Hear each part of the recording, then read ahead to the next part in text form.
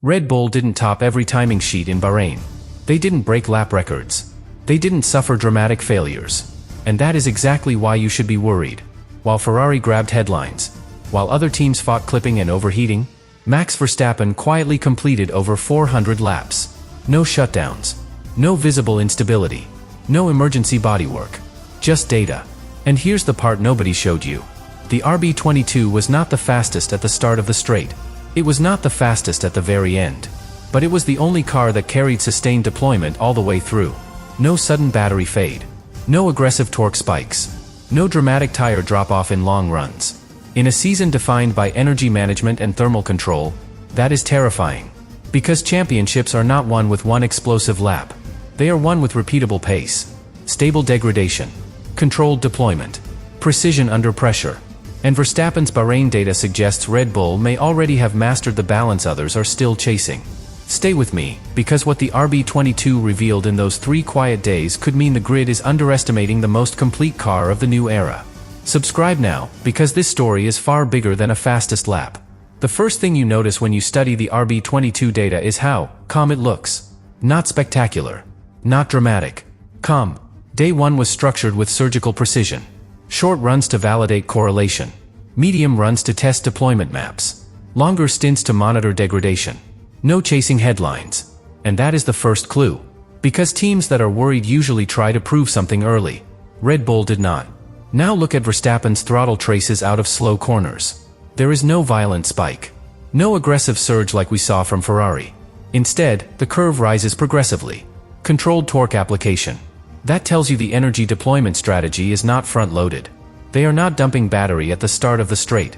They are distributing it. Which means less early drama. But stronger sustained acceleration deeper into the straight.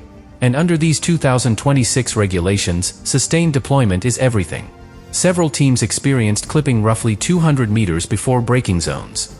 Red Bull's data did not show that abrupt fade. The acceleration remained linear. That suggests 2 things. Either their battery harvesting efficiency is superior, or their thermal management allows them to deploy closer to maximum for longer periods. Possibly both. Now consider ride height sensitivity. Other cars appeared nervous when the platform shifted at high speed. Slight compression. Rear instability. The RB22 looked planted through fast direction changes. Minimal correction from Verstappen. Small steering inputs. That indicates aerodynamic stability across different ride heights. Which is incredibly difficult with the new active aero and reduced drag philosophy. If your floor stalls unpredictably, the driver fights the wheel. Verstappen did not fight the wheel. He guided it. That difference matters. Then there is tire behavior. On long runs, the lap time drop-off was gradual. Not a cliff. A gentle slope. Which suggests the rear tires are not being punished by sudden torque bursts. And here is the subtle advantage. If you protect the rear tires early in the stint, you unlock strategic flexibility later. You can push when others are managing. You can attack when others are defending degradation. That is not visible in one-lap headlines. It is visible in averages. And Verstappen's averages were remarkably tight. Minimal lap-to-lap variance. That consistency under heavy fuel loads is not accidental. It points to a car operating comfortably within its window. Not on the edge of overheating. Not on the edge of clipping. Comfortable. And in a regulation set that punishes instability, comfort becomes a weapon. By the end of day 1, Red Bull had not shown peak pace. But they had shown something far more important. Control. And control, over a full season, is far more dangerous than one spectacular lap. Day 2 is where the silence became even more interesting. Because while other teams went hunting for headline lap times, Red Bull stayed disciplined. They did not empty the battery for a glory run. They focused on race simulations. Heavy fuel. Long stints. Consistent deployment mapping. And this is where the data becomes quietly intimidating. Verstappen's long-run pace was not spectacular on the first lap of a stint. But it barely dropped off over time. While others showed a visible spike, then a fade, Red Bull showed stability from start to finish. That tells you something critical.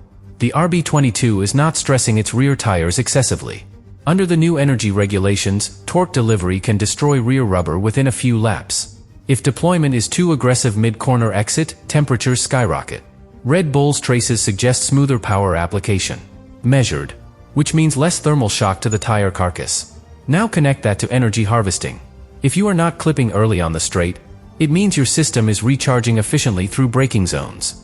That requires precise calibration between mechanical braking and electrical regeneration. Too much regeneration destabilizes the rear under braking. Too little, and you run out of battery. Verstappen's braking traces looked stable. Minimal correction. That indicates the balance between regen and mechanical braking is already refined. And that is not easy to achieve this early in a new regulation cycle. Then there is aerodynamic drag. The RB22 did not appear to have the absolute highest terminal speed. But it also did not look vulnerable at the end of the straight, which suggests they have found an efficient compromise. Low drag without sacrificing rear stability. That balance is incredibly valuable when active aero transitions are involved. If your rear wing closes too aggressively, instability follows. If it transitions smoothly, confidence grows. Verstappen's steering corrections during those transitions were minimal, which means the car is not surprising him. And when a car does not surprise a driver like Verstappen, he becomes ruthless with it. Now look at mileage. Over 400 laps completed across the 3 days. That is not just reliability. That is understanding. Every lap provides more insight into battery degradation, thermal cycles, and aerodynamic behavior in varying conditions. While others were solving emergencies, Red Bull was building a database. And data is power in a season defined by energy precision. But here is the part most fans will not see immediately. Red Bull never truly showed a maximum attack lap. There was no all-out, low-fuel, maximum deployment statement. Which means one possibility remains.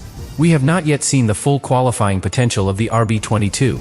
If their race pace is already consistent, and their peak pace is still hidden, that combination is deeply concerning for the rest of the grid. Because championships are not won with emotional moments in testing. They are won with cars that operate inside a wide, stable performance window. So far, the RB22 appears to have exactly that. No drama. No overheating headlines. No clipping controversies. Just a car that looks ready. And sometimes, the most dangerous machine is the one that does not need to prove anything in preseason. Now we arrive at the most important layer of all. Max Verstappen himself. Because the car is only half the equation. The other half is the driver's adaptation to a completely new energy philosophy. Publicly, Verstappen criticized the feel of the 2026 cars. He said they were synthetic. He questioned the instinctive nature of racing under heavy energy management. But on track, he adapted immediately.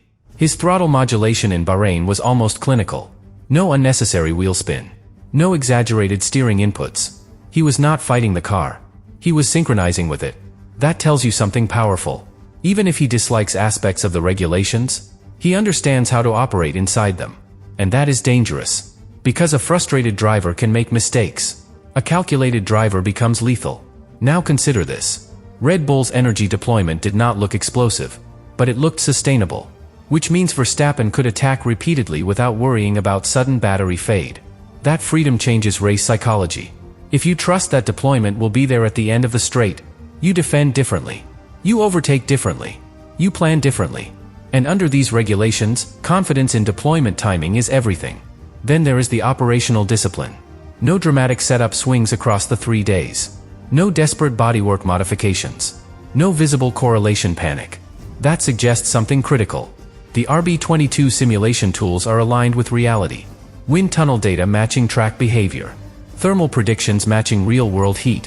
When that alignment exists, development accelerates. Because you are building on truth, not guesswork. Now zoom out. Ferrari showed peak speed but exposed fragility. Others struggled with clipping or instability. Red Bull showed something quieter. A car that may not win the headline lap in testing, but might control the first 5 races through consistency alone. And here is the detail that should make rivals uneasy.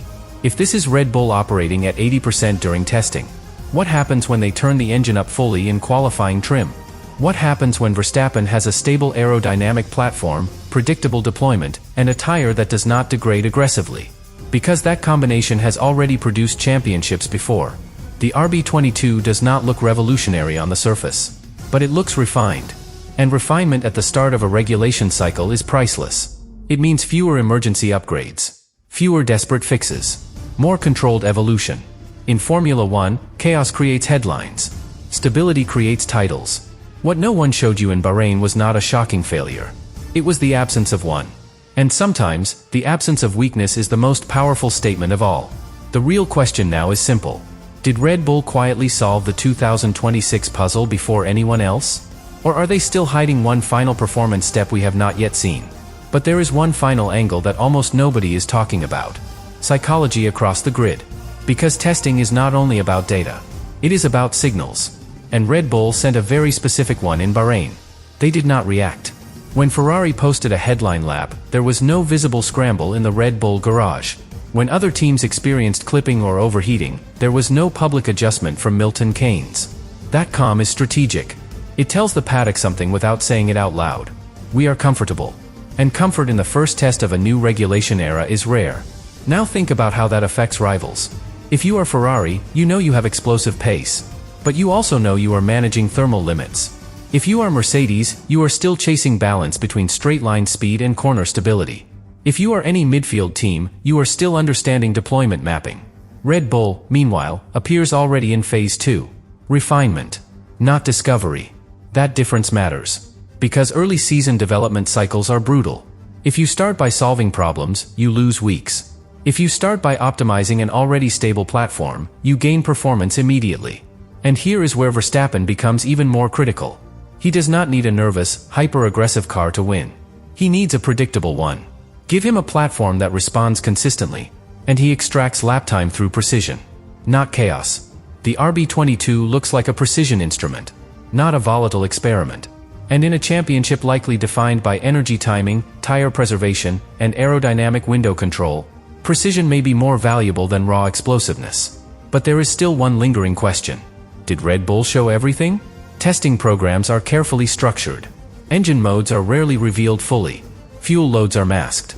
Battery deployment maps are not always pushed to the limit.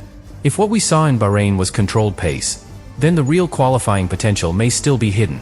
And if their race simulation pace is already strong at conservative settings, the ceiling could be higher than anyone expects. This is the uncomfortable possibility for the rest of the grid. The RB22 may not need dramatic upgrades early. It may simply need small refinements. Small refinements on an already balanced platform can create a gap very quickly. Because when others are firefighting, Red Bull can focus on incremental gains. And incremental gains compound. Over 5 races. Over 10 races. Over an entire season. What no one showed you about the RB22 in Bahrain was not a shocking flaw. It was a foundation. A foundation that looks stable under new regulations. Thermally controlled. Energy efficient. Aerodynamically predictable. And when you combine that with Verstappen's ability to operate at the limit without overdriving the car, you get something quietly dangerous. This might not be the most dramatic car of the new era, but it might already be the most complete. And if history has taught us anything about Red Bull under new rule cycles, it is that when they start calm, they usually finish dominant. So the real story from Bahrain may not be who looked fastest. It may be who looked least concerned. And in that category, the RB22 stood almost alone.